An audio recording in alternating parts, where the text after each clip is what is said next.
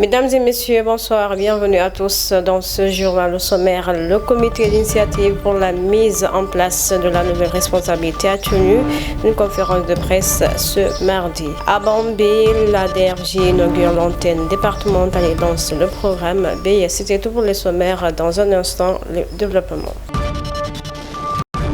Le comité d'initiative pour la mise en place de la nouvelle responsabilité a tenu une conférence de presse ce mardi. Cette rencontre s'articulait sur différents points qui sont entre autres l'évaluation du processus de création légale du parti, l'organisation de la prochaine tournée de Amadou Ba, président du parti. Donc la réunion d'aujourd'hui s'articulait, comme j'ai dit que c'était une réunion irrégulière, autour de quelques points.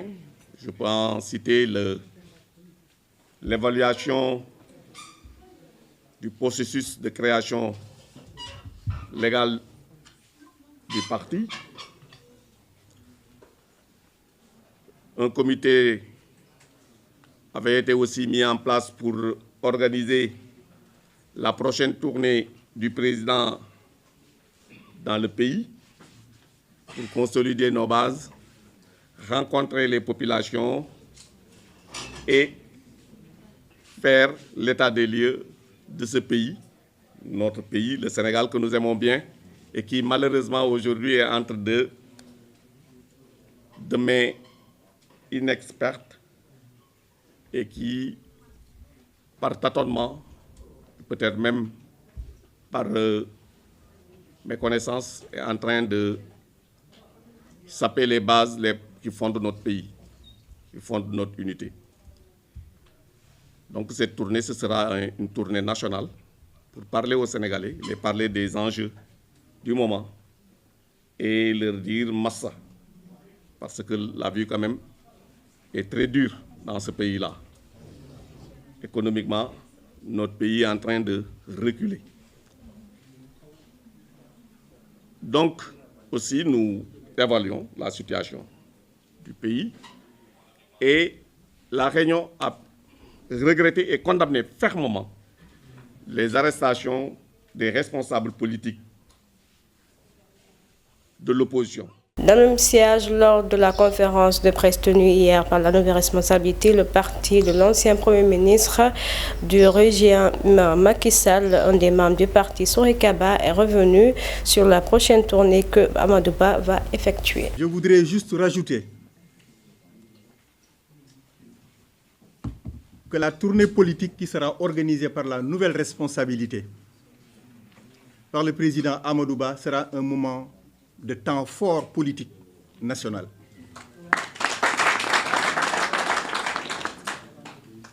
Nous tenons à insister fondamentalement sur ce point-là. Parce que pour faire face à ce régime qui n'arrive pas à réduire le coût de la vie aussi cher, et nous tous nous le sentons au quotidien, pour faire face à ce régime qui n'arrive pas à trouver de l'emploi à notre jeunesse qui ne fait qu'en demander davantage, pour faire face à ce régime qui n'arrive pas à stabiliser notre économie qui balbutie, il faudrait que le président Amadou Ba s'adresse au peuple sénégalais dans les coins et recoins de notre pays. À la jeunesse de notre pays, tenez-vous debout et prête à l'accompagner.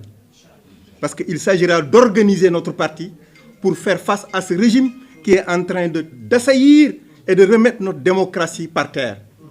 Et c'est par la démocratie qu'ils sont arrivés au pouvoir. Et ils veulent saboter la démocratie pour ne pas la perdre. Et nous ne l'accepterons pas.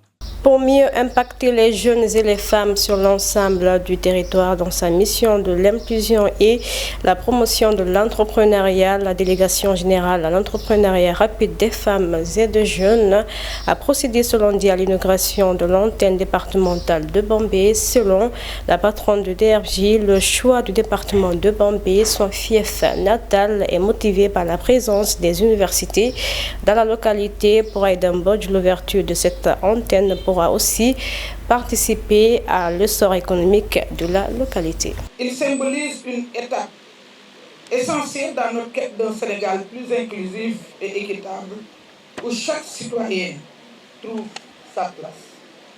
Cette antenne départementale s'inscrit dans les orientations visionnaires portées par son Excellence le Président Bassirou Diomaye Diakhar Faye et soutenue par le chef du gouvernement, le Premier ministre Ousmane Sonko.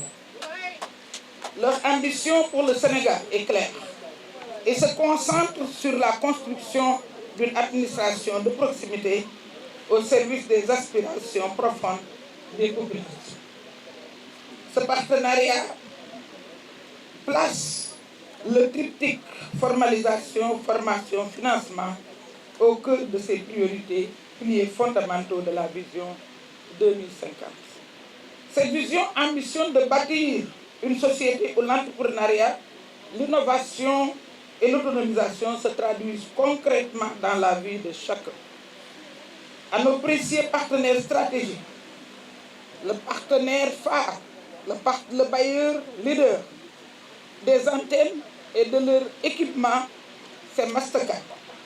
Je voulais véritablement le mettre en avant pour lui exprimer la gratitude de la DRF.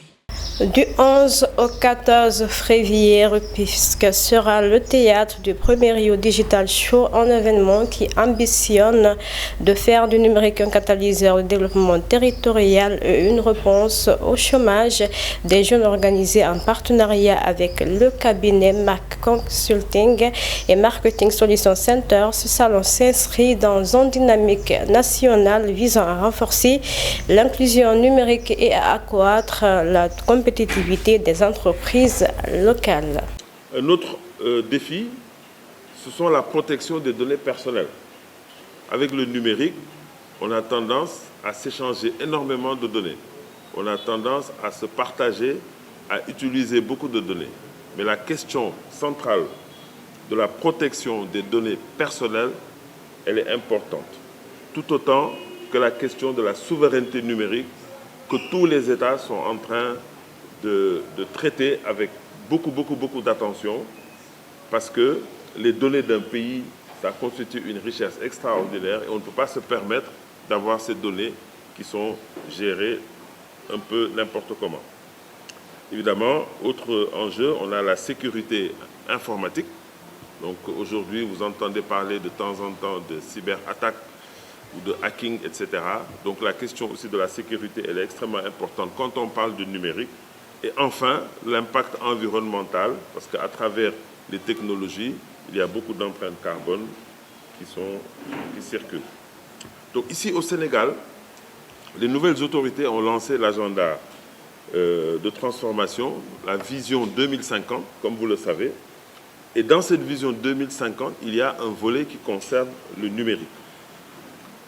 Et c'est heureux d'ailleurs que ce Rio Digital Show que nous organisons du 11 au 14 se fait en prélude à ce que l'on a appelé la New Deal technologique.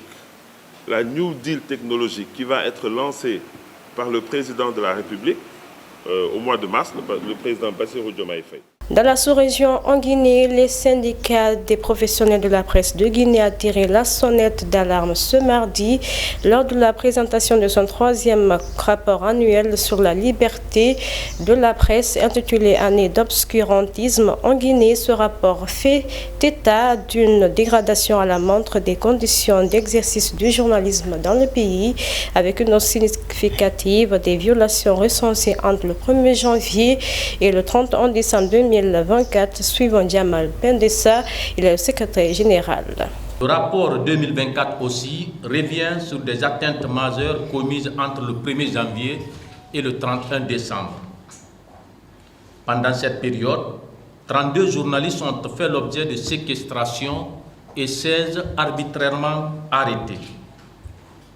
Parmi les 16 arrêtés et placés en garde à vue, 2 ont été jetés en prison à la maison centrale de Koronti. Parlant des cas d'agression physique, 2 journalistes d'un média public ont été sauvagement battus à Conakry par des militaires. L'extrême violence des coups reçus a fait déboîter l'épaule droite de l'un des journalistes agressés. Les menaces et tentatives d'enlèvement qui ont visé plusieurs professionnels au cours de l'année écoulée ont fini par atteindre un journaliste kidnappé le 3 décembre en haute banlieue de Conakry. avec cette autre façon de régler des comptes aux hommes des médias qui a pris de l'ampleur à partir du deuxième semestre de l'année. Au moins 4 professionnels ont fui le pays avant fin décembre. Dans le même siège, 2 mois jour pour jour après l'enlèvement du journaliste Habib Marouane Kamara, fondateur du site d'information Le Révélateur 224.com, lors de la conférence de presse, le secrétaire général du syndicat des professionnels de la presse de Guinée, Sékou Djamal Pendessa, a profité de l'occasion pour détailler les efforts entrepris par le syndicat depuis la disparition du journaliste. 2 mois jour pour jour hier, depuis son enlèvement. Et comme vous avez pu le comprendre, nous avons pris le dossier à bras le corps dès les premières heures de son enlèvement. La nuit déjà du 3 décembre, c'est ce jour-là on est revenu du tribunal de Kaloum, là où nous avons pu obtenir la libération du doyen Gamado. On n'a pas eu le temps de se reposer. Il y a des coulisses de notre lutte qu'on ne peut pas vous dire maintenant là. Ça fera l'objet des écrits dans nos mémoires. On n'a pas eu le temps de se reposer. Paf, Marouane est arrêté la même nuit. Le 3 décembre à 17h, le doyen a été libéré. On rentre chez nous, on finit de manger pour se coucher. On nous appelle pour dire que Marouane aussi est kidnappé. Et vous avez compris, dès le lendemain, le 4, nous sommes allés rencontrer le Premier ministre. Ça, c'est le SPPG qui l'a fait. On a eu des échanges, on a posé son problème. Le Premier ministre a dit qu'il va chercher aussi à avoir des informations et la garantie qu'il puisse nous donner, s'il se trouve que Marouane est entre les mains des services de l'État, et ses droits seront respectés et son dossier sera traité conformément à la loi. On ne s'est pas limité là.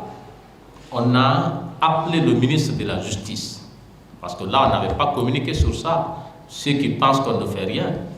On a appelé le ministre de la Justice. On a voulu le rencontrer pour aller poser des problèmes encore. Mais il a estimé que le procureur général était mieux placé parce que c'est lui qui est proche du dossier. Lui, en tant que ministre, il ne peut pas nous être très utile. Au Mali, sur l'initiative de Maître Montaga Tall, plus de 70 formations politiques du Mali se sont retrouvées pour plancher sur un projet de la nouvelle charte. Les partis politiques au Mali, il s'agit pour l'initiateur de cette rencontre de requérir des propositions relatives à la rédaction de la nouvelle charte conformément aux souhaits des autorités de la transition. Le gouvernement, l'administration a souhaité sa relecture et je pense qu'aucun parti politique n'est opposé à cette relecture après 20 années de pratique qui a révélé bien évidemment des lacunes de fonctionnement mais aussi des besoins nouveaux. Si nous voulons être positifs, il vaut mieux éviter l'émiettement, travailler en amont, rassembler toutes les bonnes idées, en faire la synthèse et apporter cela au gouvernement comme la contribution de l'ensemble des partis politiques. Actualité internationale après s'être entretenu avec le Premier ministre israélien Benjamin Netanyahou, le président américain Donald Trump a annoncé qu'il voulait prendre le contrôle de la bande de Gaza dévastée par 15 mois de guerre. Ce n'est pas une décision prise à la légère, a-t-il dit, répétant son vœu de faire de Gaza la Riviera du Moyen-Orient. C'est avec cet élément que nous fermons ce journal. Merci à tous de l'avoir suivi. Prenez soin de vous. On se retrouve demain, Inch'Allah.